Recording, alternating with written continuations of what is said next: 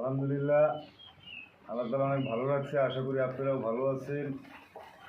যাই হোক, আমারে অনেক লোকে ফোন দেয় যে ভাই বাচ্চা আপনি এর আগে আমি ভিডিও দিয়েছিলাম যে বাচ্চা নিয়ে পালন করলে খরচ কম, ভালো হয়।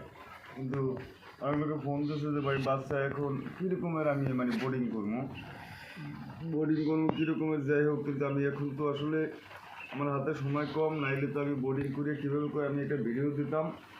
যাই হোক, আমি নতুন খামারি, এরপর আরও এর চেয়ে যারা পুরন খামারি আছে এগুলোর সাথে যোগাযোগ করবেন। আর আমার যতটুকু ধারণা আছে আমি ওটু দিব, আমি একটা ভিডিও দিব বোর্ডিংয়ের।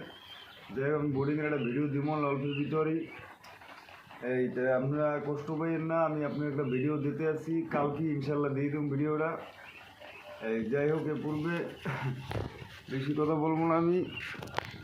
এই বিষয়টা হলো গিয়া,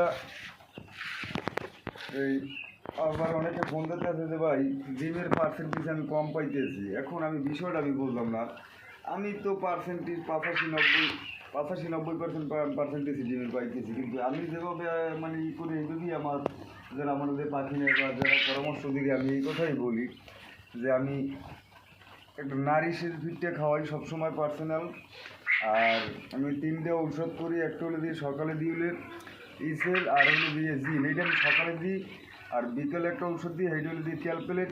এটা 1 মিলি করে দিয়ে আমি সব ওষুধগুলোই আর নারিশের আদারটা আমি খাওয়াই লেয়ার আমি। কিন্তু আমি তো পার্সেন্টেজ ভালোই পাইতেছি, যে 85-90% কিন্তু আমি বললাম না, অনেক মানুষের মধ্যে পার্সেন্টেজ পাই 5%, 6% পার্সেন্টেজ পাই। যাই হোক, এবং আমি সবাই একটা কথাই বলছি যে খাবার পানিটা এক টাইমই দেবেন, দৈনিক যাবে একটা সময় পানি দিলে একটা সময় দেবেন, বা আবার 10টায় করে 10টাই দেবেন।